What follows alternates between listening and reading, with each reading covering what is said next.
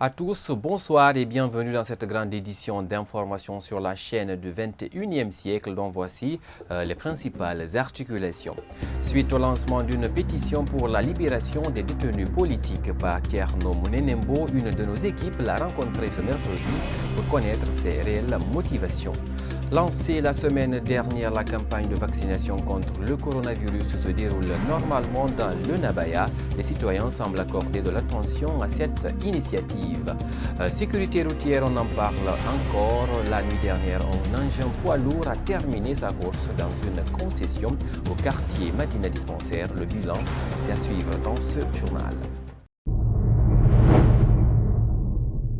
À tous, bonsoir et bienvenue dans cette grande édition d'information. Initialement prévue pour ce mercredi 28 avril 2021, le délibéré du journaliste historien Amadou Djoulde Diallo n'a pas eu lieu. L'un des avocats de la défense est revenu sur les raisons de ce non-lieu. C'est un reportage signé Mariama Kindi Bari et Ibrahima Khalil Silla.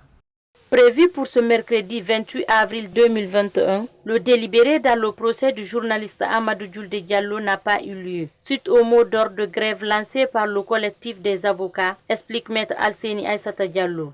Ça coïncide aujourd'hui à un moment où il y a la grève déclenchée par les huissiers de justice, une grève d'ailleurs soutenue par nous les avocats ainsi que les notaires. Donc ce qui fait qu'il n'y a pas eu audience. Et arrivé au tribunal ce matin, nous avons même vu une note de service affichée à la porte d'entrée, une note de service prise par la présidente du tribunal de Tixi, une note qui dit que toutes les audiences sont renvoyées jusqu'à la reprise effective des avocats aux audiences. Pendant ce temps, cet avocat estime que ce blocage de délibéré a de graves répercussions sur les détenus, dont l'état de santé de certains est critique. C'est des conséquences qui vont affecter son état de santé davantage, qui va détériorer sa santé davantage. Déjà, il était dans son lit de malade à l'hôpital. C'est là-bas où on est allé l'arracher pour le ramener encore à la maison centrale. Donc, c'est dommage. On avait vraiment beaucoup d'espoir qu'aujourd'hui, à l'issue de l'audience qui allait se tenir aujourd'hui, on allait obtenir sa libération pure et simple. Mais malheureusement, il n'y a pas eu d'audience. Par ailleurs, Maître Alseni Aïssata Diallo garde espoir quant à l'accélération de la procédure pour la libération d'Amadou Djoulde Diallo. Aujourd'hui, toutes les parties prenantes sont en conciliabule au département. Certainement, à l'issue de leur conclave, ils vont arrêter quelque chose de potable, d'important. Et qu'il y aura certainement des reprises dans les jours à venir. Pour l'instant, aucune nouvelle date n'est annoncée pour la suite du procès. A rappeler que le journaliste historien Amadou Djoulde Diallo est poursuivi pour offense au chef de l'État par voie de presse depuis le 27 février dernier. Je vous le disais à l'entame, publié le 25 avril dernier, l'écrivain guinéen Thierno Mounenembo avait lancé une pétition pour la libération des détenus politiques. Dans ce document, il dresse un réquisitoire très sévère du régime Alpha Condé. Mariam Bari et Moustapha Diané sont allés à sa rencontre ce mercredi. Suivez leur compte-rendu. Depuis l'accession d'Alpha Condé au pouvoir, la répression, ce mal endémique de la Guinée, a ressurgi avec une virulence qui rappelle les années noires et celle des pendaisons publiques du Camboiro. Voilà entre autres des phrases qu'on peut lire sur l'appel à la libération écrit par l'écrivain guinéen Thierno Mounenembo pour la libération des détenus politiques. Il s'agit de faire un geste fort en direction des prisonniers pour leur exprimer ma solidarité. Un geste fort en direction de l'opinion, l'alerter sur les dérives très dangereuses que notre pays est en train de vivre sous la dictature d'Alpha Condé. Parlant de la justice guinéenne, Thierno Mounenembo affirme que celle-ci est inexistante. C'est le pays le plus injuste du monde. Je ne sais pas pourquoi on paye des magistrats dans ce pays. C'est juste pour emprisonner des gens et procéder à leur exécution. On sait que depuis l'indépendance, il n'y a plus de justice en Guinée. Pour mener à bien son combat, l'écrivain demande aux uns et aux autres d'avoir une pensée aux prisonniers politiques et de signer au maximum la pétition. J'attends que le maximum de gens signent cette pétition parce que l'opinion compte, puisqu'ils savent très bien qu'ils sont innocents il n'y a rien de plus dur que d'être emprisonné injustement. Il n'y a rien de plus dur au monde que l'injustice.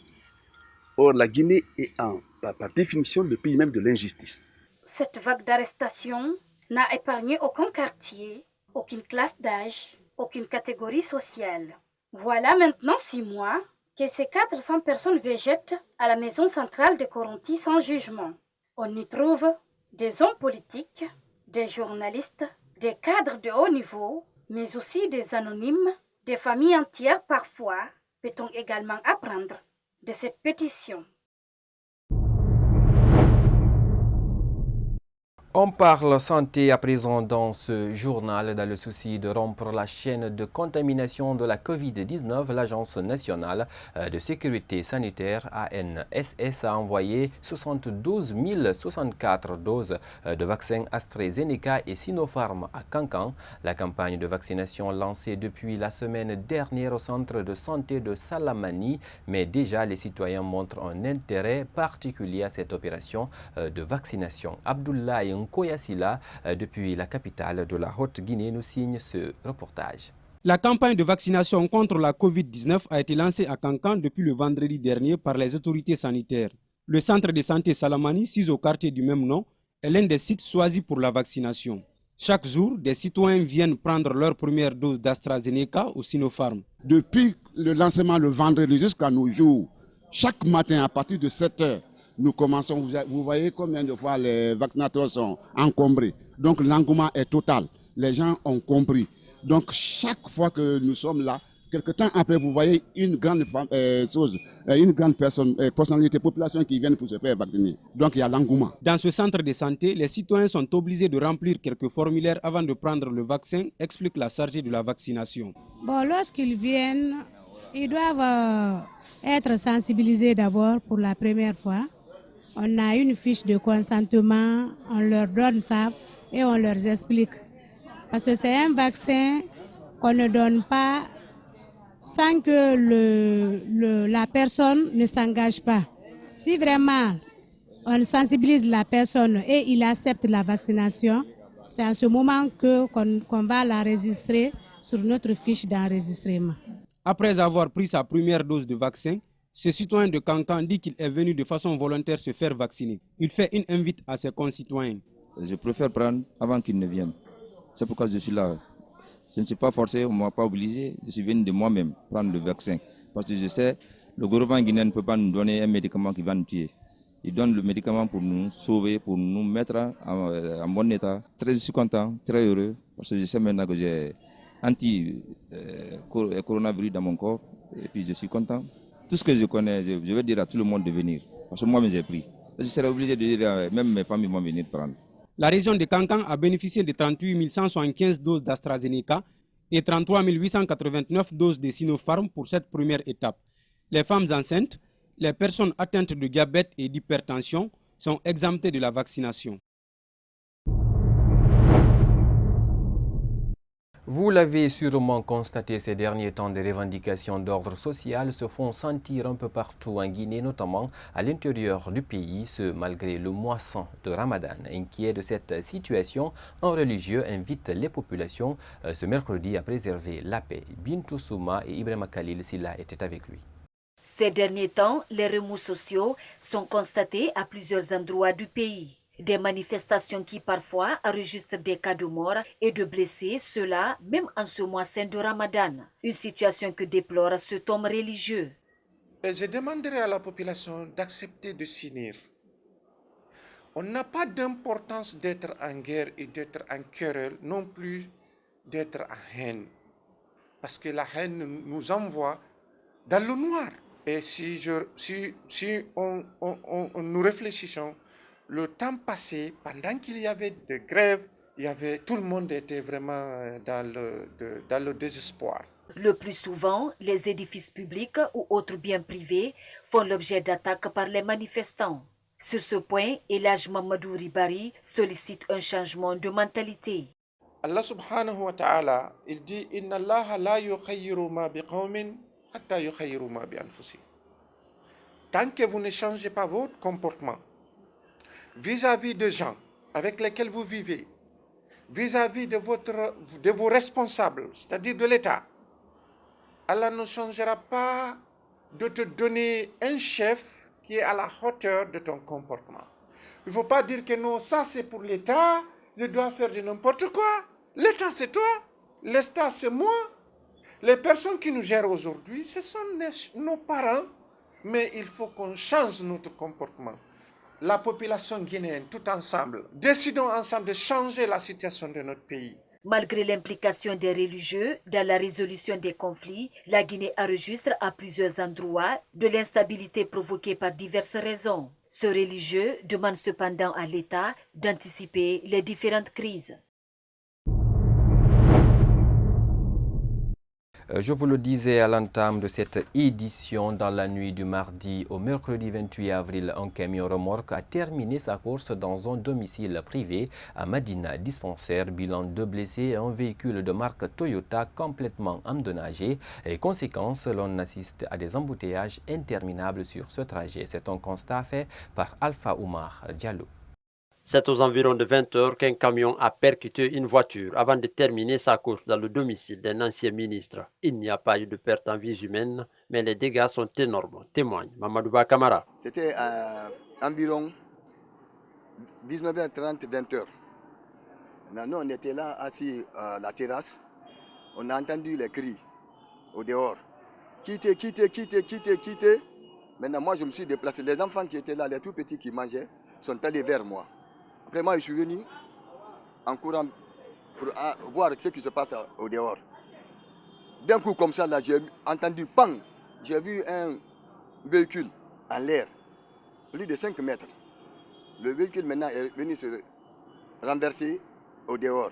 Après maintenant, le camion là est venu se heurter sur le véhicule Nissan Patrol qui est arrêté comme ça là et le mur. Oh ben le conducteur, moi, il était arrêté ici. L'acte est passé devant moi, mais j'ai vu personne à bord de ce véhicule. Cet agent de la police venu faire le constat dit ne pas avoir tous les éléments en main. L'accident là s'est produit à notre insu. C'est après l'accident maintenant qu'on nous informe. On vient voir les faits maintenant au terrain. Arrivé, je me suis présenté et j'ai effectué mes opérations de constat sans le chauffeur. J'ai demandé le chauffeur, la présence du chauffeur pour qu'il puisse me donner les coordonnées de cet accident-là. Mais impossible. À 6h du matin, je suis au terrain encore, juste à l'heure là, je suis au terrain. Je n'ai pas vu le chauffeur, mes propres yeux, jusqu'ici. Néanmoins, elle tente d'expliquer les causes de cet accident. Le camion est toujours dans sa position accidentelle. L'origine de cet accident-là, après le témoignage, c'est dû à une défectuosité du système de freinage. Cet autre cas d'accident relance le débat sur la réglementation de la circulation des gros porteurs à Conakry. Également dans l'actualité nationale, il faut le dire, ce mercredi 28 avril 2021, le club littéraire Djibril Tamsir Niane a procédé au lancement officiel de ses activités. Objectif, permettre aux jeunes guinéens d'aller vers la littérature afin de favoriser l'éducation par la science et la culture. Cérémonie à laquelle famille et amis du feu Djibril Tamsir Niane ont pris part. Kadiatou Bari et Alassane Souma étaient de la partie également. C'est dans l'optique de sensibiliser et d'orienter les jeunes vers un avenir radieux que le club littéraire Djibril Tamsir Niane a été créé, d'après son président. Nous avons remarqué que les jeunes ont plus de temps de regarder la télé que de prendre le livre et le lire.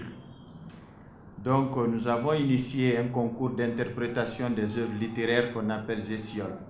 De son côté, Fasseli de Mara, ami de feu Djibril Tamsir Niane, dit être satisfait du choix fait par le club pour plusieurs raisons. Je pense que nos amis ont très bien fait de donner le nom de leur club au professeur Djibril Tamsir Niane. Djibril Tamsir Niane, l'intellectuel. C'est ce qui fait qu'il est reconnu sur le plan mondial grâce à ses publications. Présents également à cette rencontre, les deux fils de Djibril Tamsir Niane affirment être honorés par cet acte. À ceux qui ont eu la bonne idée de créer un club littéraire qui porte le nom du professeur Niane, je voudrais simplement dire la chose la plus importante et la plus simple qui soit dans le vocabulaire. Je voudrais simplement leur dire merci. Aujourd'hui, il y a à peine un mois, près de 2 mois que le professeur Djibril Tamsignan a disparu. Et déjà, il y a des manifestations de reconnaissance qui se font à travers certaines activités. Ibrahima Tenemba Kourouma a aussi souligné l'importance de la littérature dans l'épanouissement des jeunes. Pour lui, acquérir les compétences de lecture et d'écriture n'est pas chose aisée pour tout jeune. À cet égard, il est crucial de veiller à ce que les jeunes aient accès aux livres qui leur permettent de s'exercer au quotidien. Dans ce journal, la menuiserie et la tapisserie font partie du secteur informel. Elles sont une source de revenus pour beaucoup de chefs de famille et elles forment plusieurs enfants et adolescents pour avoir plutôt un lendemain meilleur. Cependant, ces métiers du secteur primaire font face à d'énormes difficultés comme l'achat du bois et du chiffon, le manque d'équipement. C'est un reportage signé Yaye Oumoubari et Alassane Souma. La menuiserie est l'ensemble des techniques mises en œuvre pour construire des ouvrages comme les lits, coiffeuses, tables ou armoires. Ce métier est une source de revenus pour plusieurs pères de famille, comme le témoigne ce maître menuisier.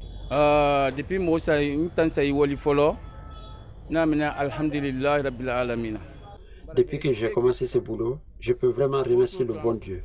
J'ai eu beaucoup de bonheur dans ce métier. Je me suis marié dans ce métier, j'ai eu des enfants, aussi des apprentis qui sont au nombre de 10.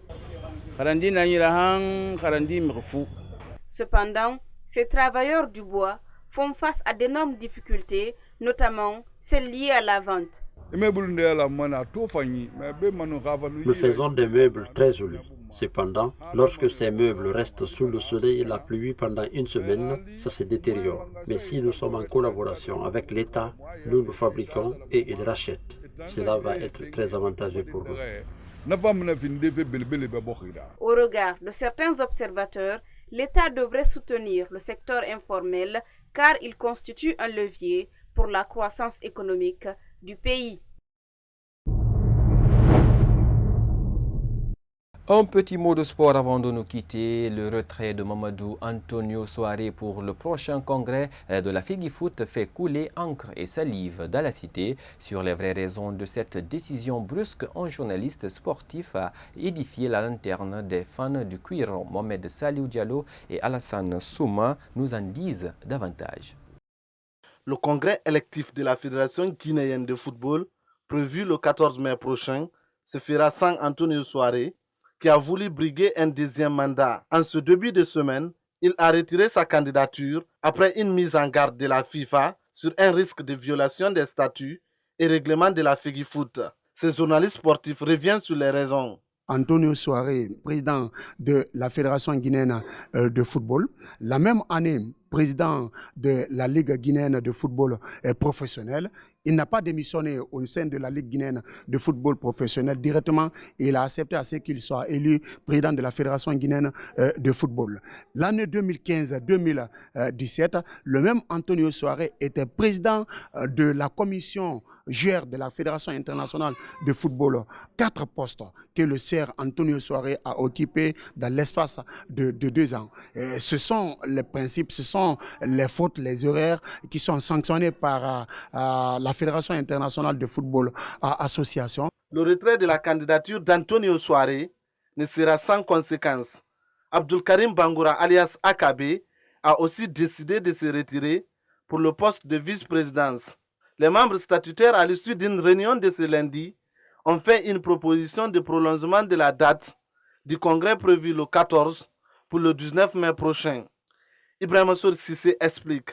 Mais aujourd'hui, nous constatons que sur les 65, il y a 35 qui ne sont pas d'accord avec la candidature d'Aboubacar Tritouré. Jusqu'à présent, la Guinée se trouve au niveau des Célestes de la Fédération internationale de football association. Parce qu'au cas où cette commission électorale parvient à changer les règles de jeu, Aboubacar Tritouré aussi peut interjeter appel et porter plainte contre la Guinée. Donc, jusqu'à présent, le football guinéen n'est pas sorti de cette crise. Selon notre interlocuteur, La menace des sanctions continue à planer sur le football guinéen et le boulevard de mise en place d'un comité de normalisation n'est pas exclu.